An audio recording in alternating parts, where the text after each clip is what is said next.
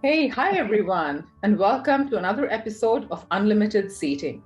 I'm your host, Sanila Samuel, and so excited to have with me today another guest joining us in a very candid conversation. And we have here today with me Fatima Tomoum.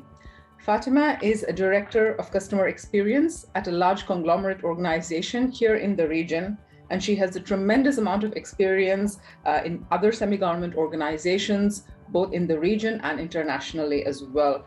Fatima, thank you so much for taking the time to be here today. Thank you so much for having me, Sanila. It's my absolute pleasure.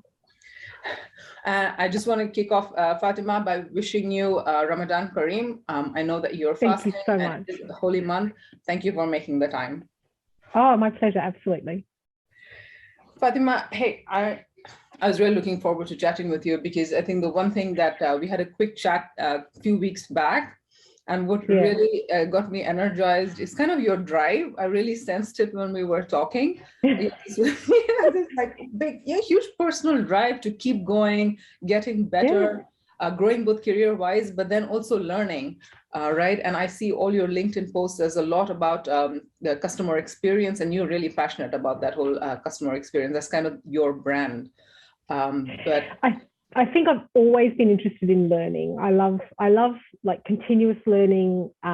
It might not necessarily always be directly related to career, but you learn as a mum, you learn spiritually, you learn, from work. There's always something to learn. And my father, God bless him, said always was teaching us and instilling us a very, very strong learning ethic. And I think that then translates into a work ethic.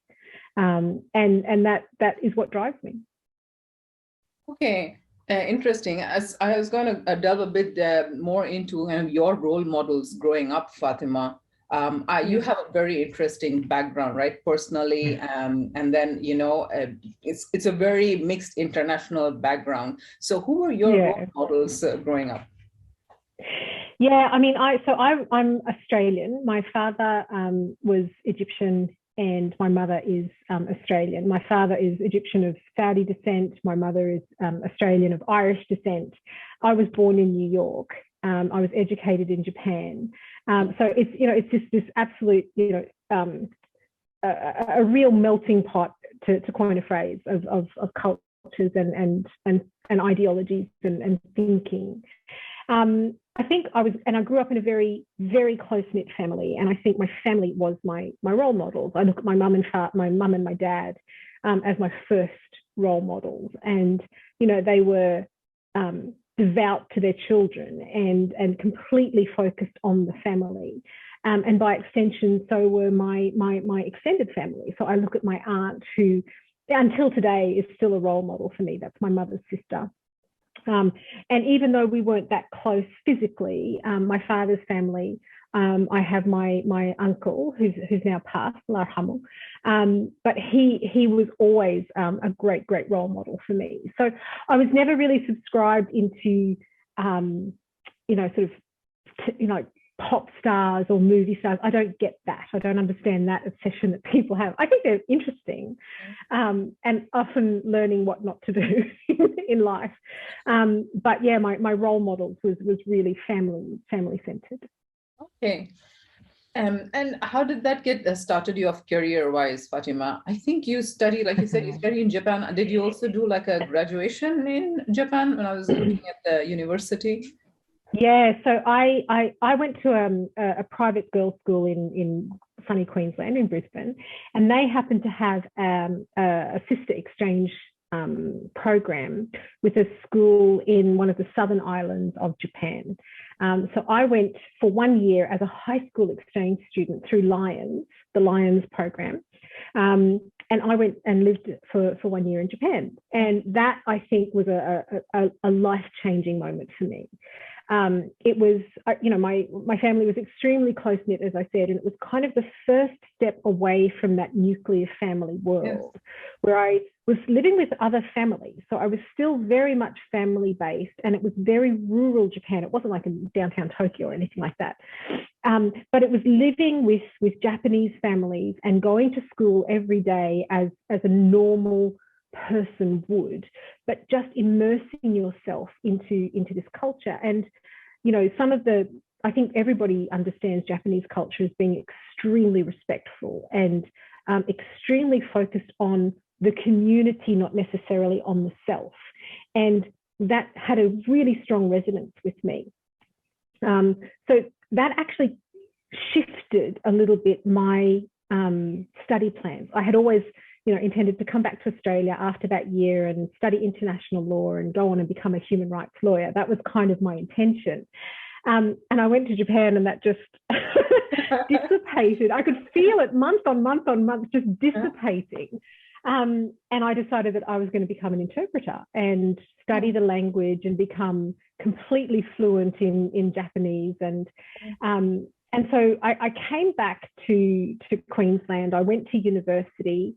I did a couple of years at the University of Queensland. And then another opportunity presented itself to go to Hitotsubashi University in Japan. And Hitotsubashi is quite a difficult, like academically, quite a strong university. But in Japan, it's not famous and it's not fancy, let's say, as some of the other more established universities. But it is a really strong academic university that's got very, very you know, a rich history of academia in Japan. And so I was very fortunate to go there for a year, and that's actually where I finished off my degree. So I finished my degree in Japan, and that's where it really cemented. And I was living on my own then. So this was my first taste of living on my own. And, you know, I studied Japanese and I studied political science in Japanese, and I did all of the things as a normal Japanese student would. I was foreign, but obviously I did all of that. And I happened to be surrounded at the same time that I was going to Japan that year. For some reason, a whole bunch of my friends from Australia also happened to go to Japan. And so I had this massive support network around me, which made, you know, that ability to immerse yourself into Japan, but also take that break and go back to something that reminds you of home. And so I had that really nice balance that whole time. And then I went back to Australia and said, that's it, I'm going to do my master's degree. So I did my master's degree in simultaneous interpreting and translation of Japanese. And there was a quite a prestigious master's degree program that the University of Queensland used to run. And unfortunately, it was just this year that I believe it's ending. So this is the last year that the University of Queensland is going to be running the program in its original form. And yeah, so and at that time, you know, in terms of role models, I had three amazing teachers. I had, you know, Judy Wakabayashi, who's now Professor Judy Wakabayashi. I had Minako Rich and Yuki Saeg. And these were just these powerhouses, you know, female powerhouses who just, you know, put their whole life and their whole passion into what they were doing, but at the same time still had really solid home lives and, you know, could bring their whole self to work. And you know, until now I'm in contact with them. So, you know, it was a real formative program that we went through. And then after that, I ended up getting a job with a company called Lionbridge, which was localization. So it's morphed and it's developed over the years, and it's quite a few years ago that I started there. But yeah, at the time it was localization, and that's basically, you know, translating the software and the websites of big companies. And that was basically what started my journey into customer, because I was a project manager, and, you know, we had to go through and sort of, you know, look at timelines and budgets and all of those really, you know, sort of finicky little things. But at the same time, there's a customer at the end of it. And it was always about making sure that whatever we did fit with the customer and making sure that the customer's requirements were thought through and embedded into whatever it was that we did. Where was Lionbridge based, Fatima? Oh, look, it was a Boston company at the time, and I was based in the Tokyo office. Okay. So you started working. Yeah. So then I flipped back to Tokyo and then spent years and years and years working in Tokyo. Yeah. I just love that you immersed yourself, right, in Japan. I think there's many times when you can live maybe 5 years in a country and not really immerse yourself in it. You can just be living there. But Yeah. you actually just immersed you got into it, and you, like you said, you lived like a student in Japan would be living. Yeah, and it's interesting actually because I then had the opportunity to go to France, and I spent 2 years in France, in the south of France, again with Linebridge. And that was a little bit different. I was a little bit older. I'd made mistakes like everybody does. I'd had my fingers burnt in a couple of situations, and it was interesting to see that difference because it was a new country with a new language. I didn't speak a word of French. I arrived in the country, I wouldn't have known a bonjour from an au revoir kind of thing. So, I literally was like completely blindsided by this place. And I felt myself retreating inwards. And, I think you can see I'm a very outgoing, gregarious kind of person, but I could feel myself retreating inwards. And I was fortunate again to have a couple of really close friends who I've, developed over the years while I was there. But I never fully felt immersed into the society. And that's on me. That's got nothing to do with anybody else. I had my friends and we went places, and I very much stuck with those people. And I got my French to a level that was, I could get by if I had to, but it was never the level that my Japanese was. And even my Arabic now is not at the level that my Japanese was at its peak.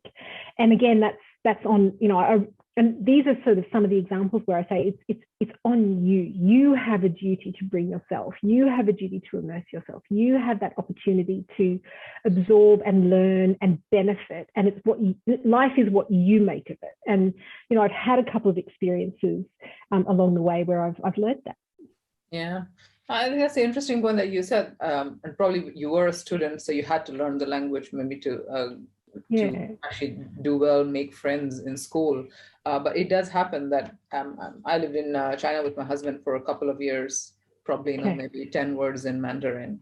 There's sometimes when I think, I should have maybe taxi driver check. I did about 6 months.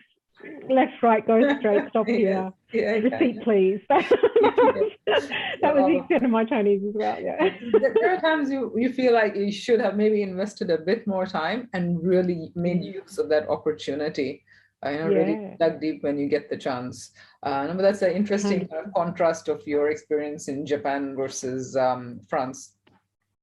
I loved France. Like, don't get me wrong, I absolutely loved it, but it was a different experience. It wasn't expat living in France and that expat experience. Yeah. I have to say, I sometimes, even after almost 14 years in Dubai, I don't speak Arabic, which is totally on me.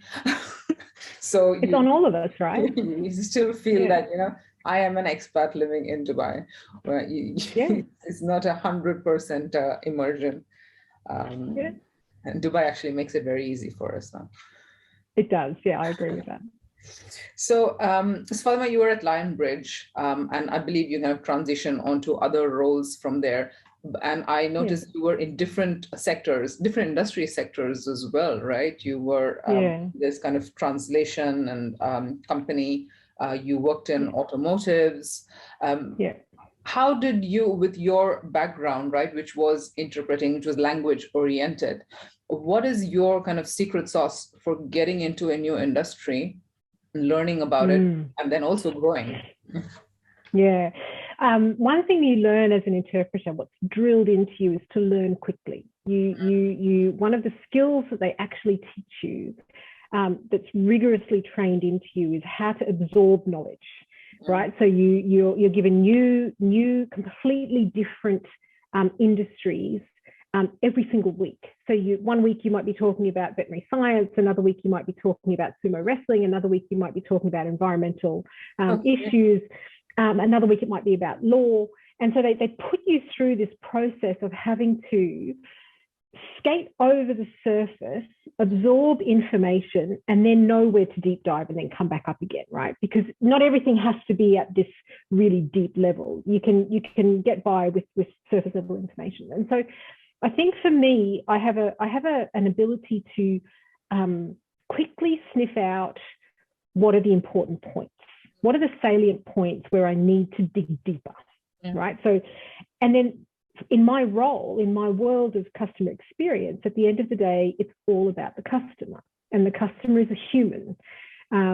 Or a group of humans in a B2B relationship. It's a group of humans, right? It's a business, but it's made up of a group of humans. And the emotion that surrounds humans and the ability to connect with humans is relatively universal. There are slight differences depending on the point of the journey that you're in, whether that relationship is strong, new, established, weak, right? So there's slight differences, but that ability to be able to, always making the customer the common denominator, I think makes things relatively easy to move across. You've got technical issues.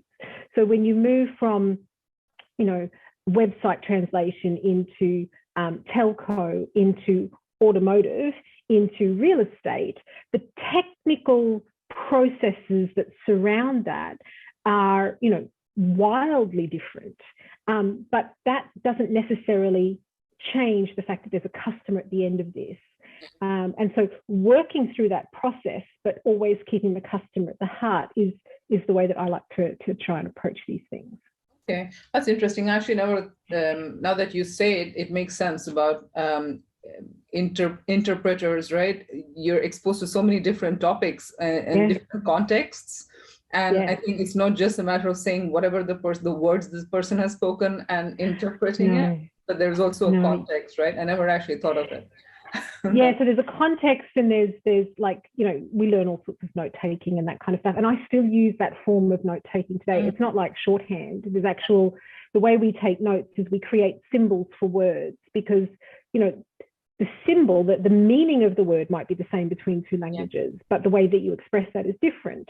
And so if we're talking about international or worldwide, or cross countries, or international borders and all that sort of stuff, I have one symbol for all of those things, because the meaning is essentially the same. How you use that is different. And so in a company where I'm sitting there for the first time and I remember, sort of automotive being the most technical that I had to deal with, and just sitting there writing and creating these symbols for things, so that whenever it came up, and you'd look back and you could see patterns of symbols. And so you'd start to learn, okay, so this topic or this theme is really important. Let me go away and do some research on that. So I would learn about, I don't know, a particular, if we had a recall on something, I'd learn about a particular element of the car and sort of be able to talk to that, or, different fuel types and all of that kind of stuff, right? So I would see in a meeting what was coming up consistently, and then go away and learn about that and come back and pretend to be an expert. But at the end of the day, I'm the expert on the customer, and it's the customer at the end of it that is the most important thing. Yeah, that's interesting. Like you're acknowledging that, hey, that's not what I have studied. Like, hey, in the car engine and all the different hardware and the components, but you're taking the time to go and learn it. I am curious. In an automotive industry, always when you say automotive, I think of car salesmen. Okay. Yeah, of course. And as we all do. I think that there's a lot of stereotypes associated with the car salesman, right? Yeah. Mostly not very great, right? It's somebody that you just want to go get the car from and run, right? Yeah. How is it working in that industry, adapting? Like you said, did you get in and people thinking, okay, you know what, she's coming from a totally different background. She doesn't know anything about cars and what's inside the car. Of course. Did you have cars, real estate? Yeah, absolutely. It's a completely different industry. What does she know? So, for me, it's always important to listen. It's not always easy for me to do so. I do like to talk. But it is important to sort of engage the ears to the brain and actually listen. And just, on sales, I think sales across the world are the same, but they're the bread and butter of a company. I have the deepest respect and awe for people who day in and day out turn up to sell. They're the face of our company. They are the heart and soul and often the first and last point that a customer has with us. And so, I have the deepest respect for salespeople. And, a lot of the best learnings that I had was sitting with salespeople and understanding what it was that they were experiencing and why they did things the way they did. Now, the really easy way of saying that is just because I wanted the money, but that's not it. They were constantly thinking, how can I, overcome an objection? They're always thinking about, and they are very customer-centric, actually. They're always thinking, what's the customer objection here? How can I meet that need? What's the customer objection at this?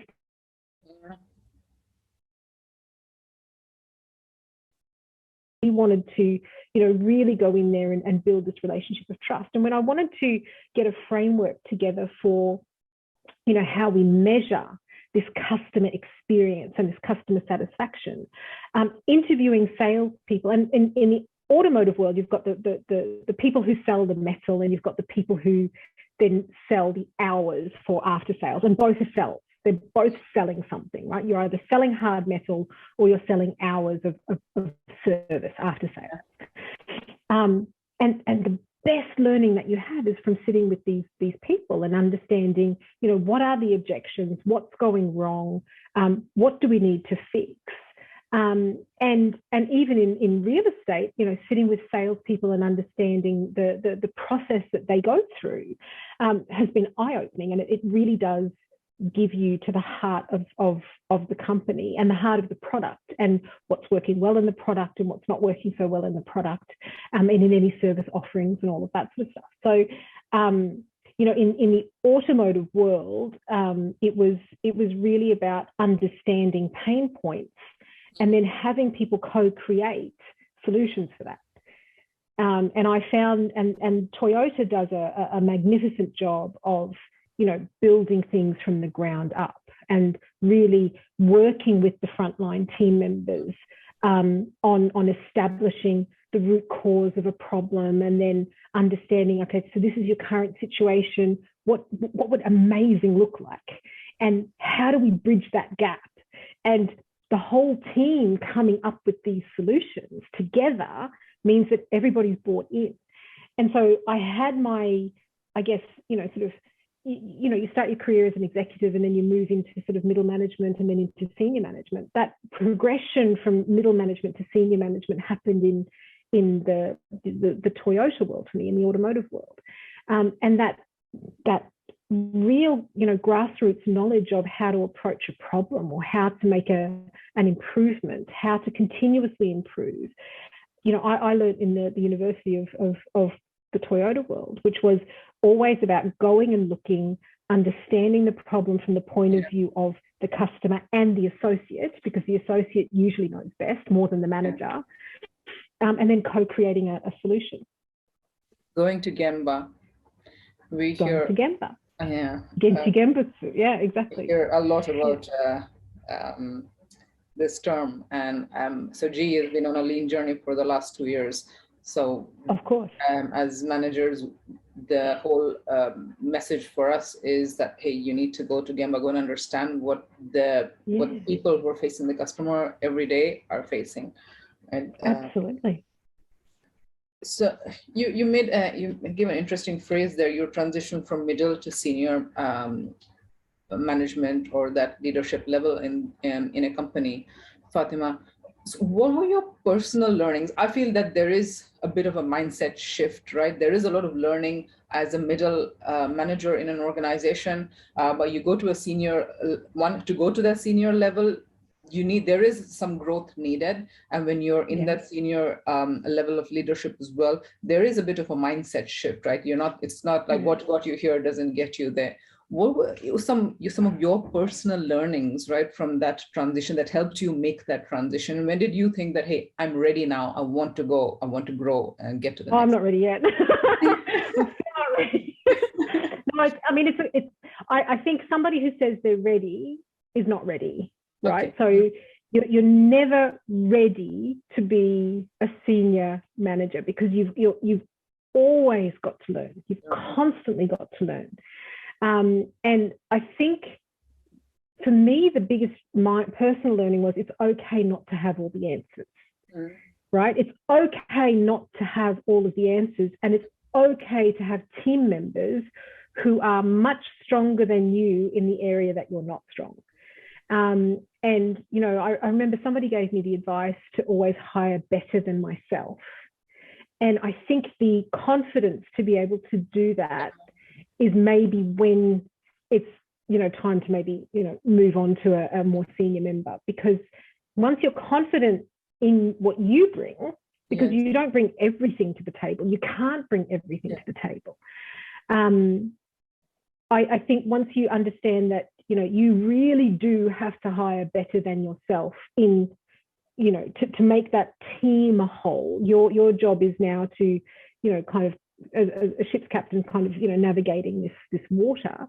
You can't do everything, so you've got to bring the technical person, you've got to bring the analytics person, you've got to bring all of that together. You've got to be over the top of it all, but you've got to be confident that somebody is better than you at something, and that's okay, and that's good, and that's necessary. And I think that maybe was the biggest personal shift for me. That's a great learning. I think it's really true. You see managers of all types, right? And I think what you just said about having the confidence to hire better than you, making the team stronger, but then making sure you're able to provide the right guidance and the right vision. I think that's really important. But I also think it's not very common to find. Oh, look, it's not always easy to do either, right? You've got to be rock solidly confident to do that. But I found when I haven't done that, it's never served the team well, not the team dynamic well. And I think the other learning is it's no longer, you know, your emotions about something need to be kept in check. I'm a very wear my heart on my sleeve kind of person. And, you know, that and the type of personality that I am, I tend to sort of bring people with me. And so if I'm having a bad day and that shows, that can affect the whole team. Like it spreads like wildfire. And so learning to keep that in check, and that's a constant work in progress, I can tell you that now, but learning to keep that in check. And I had a really dear colleague who was really super pragmatic about everything. And learning from him that pragmatism and that pragmatic approach, I often sit there and think, what would that person do in this situation, so that I can just sort of take the emotion out of it and then move forward from a pragmatic way. I think they're the two big things, because, you know, when you're a sort of middle management, it's okay to get a bit, you know, sort of personally invested in things. And I think that personal investment is required, but it can't infect the team. So does that person, so that you are a people's person, I can talk to you for 2 minutes and I can figure that out, Fatima.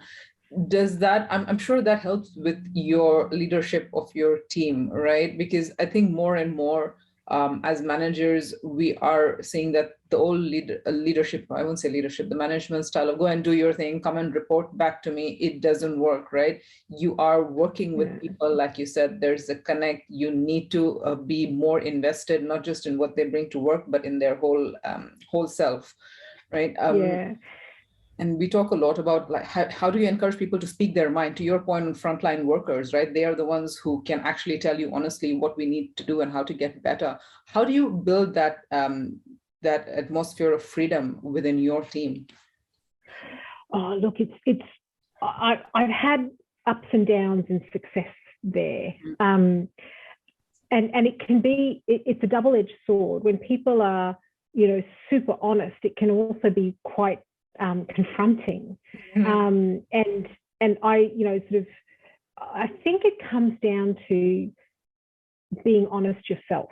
So when things need to be said, to just say it in a considered but as direct as possible way.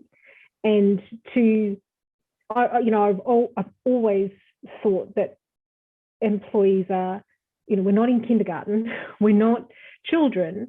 We just need to approach this in a really adult way. So how do we do that? And, depending on the impact of the situation or the problem or the opportunity at hand, and that impact on that target group that you're speaking to, you might adjust the message a little bit. But, having this adult conversation about, whatever it might be, I think is the way that I've always found it. And I think I'm very open and honest about things that affect the workplace. So, I don't think, I've got triplets. So I have 3 kids at home, all the same age. And, the challenges that come with managing, a busy home life and a very complex home life sometimes, and bringing that into the office and showing people that it's okay that, family can come first, for example, or it's okay to be sick.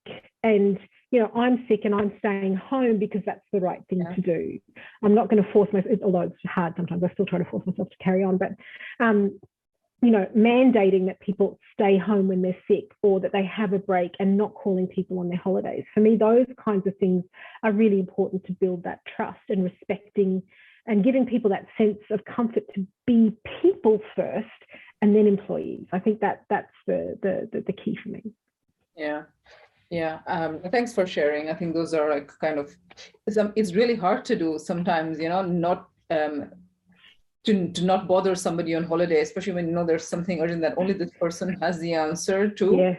It's really hard. And I find myself, what I try and do is I tell my team, you're going on holiday, please send me an invite so I have it on the calendar. So even if I'm thinking of calling you, I can see it. And then at least it's a conscious decision, right? I'm really sorry, I really need this piece of information and you're the only person who can do that. I think there's always that balance. Yeah, totally. You mentioned your triplets. I was going to go there next because I don't even know how you're doing it. It's hard to avoid. I want to ask you, what is your secret sauce to sex? I don't think there is any such thing, but can you share some, how do you make it work in a way that at the end of the day, your kids are at home and they're safe and well?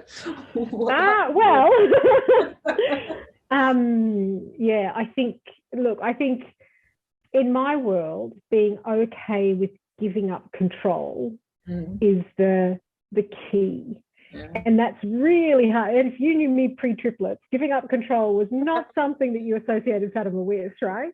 But learning that it's okay to give up that control of everything, I think, has been the key. Or control, not control, but maybe controlling what's necessary, putting the foundation in place. So that the framework is there, but then allowing freedom of movement within that framework, I think is key. And I'm very open about this. My triplets were born extremely preterm, so they were born at 26 weeks. They were tiny little, babies, 600 grams, 700 grams. So they were really tiny and absolute fighters. And that brought with it a whole set of complications. And the most compassionate thing I ever had was the response from my bosses, all male, automotive industry, a bunch of men, and they just gave me that freedom to do what I needed to do when I needed to do it. And I remember the president at the time, he rang me and he said, Fatima, you've put so much into the bank of goodwill for this company, it's time to make a withdrawal.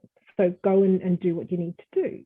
And, that is, I think, part of what helped me form into senior. I was already a sort of general manager at the time, but I just started. I was kind of, trying on the suit and working out what that meant. And then, the kids came along and that helped me formulate that idea that, it's people first, human first. is what really understanding of the situation. But with that, it came through that, you know, I couldn't be there all the time with 3 children all at the same time. You cannot, if you've got 3 crying children, you cannot do it. You need to let go and let your nanny or your mother or your mother-in-law pick up that child and look after it. And, you know, I think that was a good foundation, because they were in the NICU for so long. I had to leave them. I physically had to leave, which is unheard of for a mother, right? Leaving their child and going home and sleeping somewhere else. So, you know, I learned from a very early interaction to just focus on the important things and understanding what's important and not letting that go. But being okay with letting go some of the other things. So, you know, for me, breakfast is one thing. I always have, as much as I can, breakfast with my kids. I always try and do bedtime, and I always try and do some kind of short, even if it's only 10 minutes a day each. I try to do 20. I think there's a lady in Dubai, I've forgotten her name, I think she's Principal Lisa. She talks about the magic 20, and it's about giving yourself the permission to focus and hone in on 20 minutes a day with every child, rather than believing that you have to be there for everything. If you give 20 minutes of solid time, and sometimes it's 15, sometimes it's 10, but giving that dedicated attention and being present in the moment with the child, you get so much more in terms of that relationship than if you were sort of skating over the top trying to do everything. And so that's how we do it. You know, I do all of the usual things like batch cooking on weekends and all of that kind of stuff as well to try and keep those things going. I'll maybe ask you one more question before we wrap up, Fatima. And I don't know, your workplace, what's kind of the gender ratio there, men versus women, right? But I think there's a challenge of getting women into the workplace, right? Just given the different industry sectors. I think there's also a challenge in helping women, ensuring that women are growing, right? From a junior level to mid-level management to that senior level. Any best practices or any of your own thoughts that you have on how we should be thinking about this and how we can do a better job of making sure they stay and they grow? Yeah, it's something that I think about a lot, and I'm really fortunate. The company that I'm in right now, we've got you know, female leadership role models all the way up to CEO level. Really? So it's a wonderful company to look and feel that there are genuine opportunities for women all the way up, you know, right up to CEO level, and it's a source of pride for me. But I try not, I could be wrong about this, but I try not to focus on gender and look at skill and skill growth. And, you know, what are the skills that are required for people? Might be a woman, might be a man. What are the skills that are required for that person who's standing in front of me? What do they need to grow? And it's, you know, it's funny because the feedback that I receive from some of my mentors and my bosses was, oh, you need to be more confident. I think, you know, it's really about being able to present yourself in a way that is understood.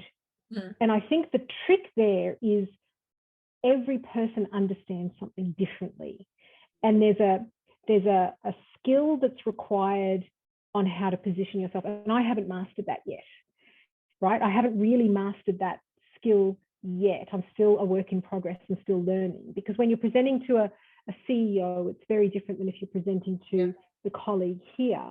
But often presenting to the colleague here is the catalyst to getting something done so that you can present something to the CEO. Yes, yeah. And I think regardless of gender, I think we all have that ability or that requirement to learn some of the soft skills as well as the hard skills. Yeah. Did that answer the question? Yeah, I think it does. Yeah.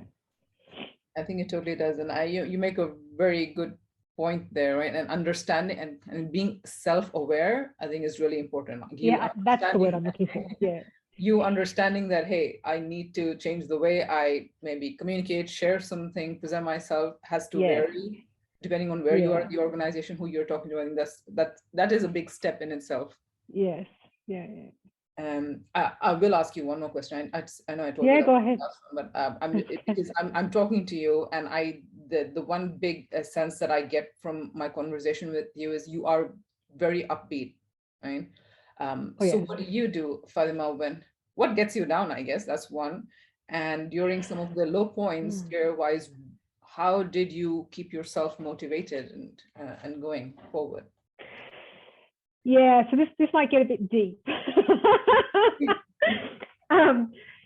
Look, I have this unwavering trust in God that it will be okay. Like, God will, whatever happens, it will be the way it's meant to be, and that's, I think, what keeps me going. So this and it you know, I say unwavering. It wavers from time to time, but the beauty of that is that you can always bring it, you know, refocus and bring it back.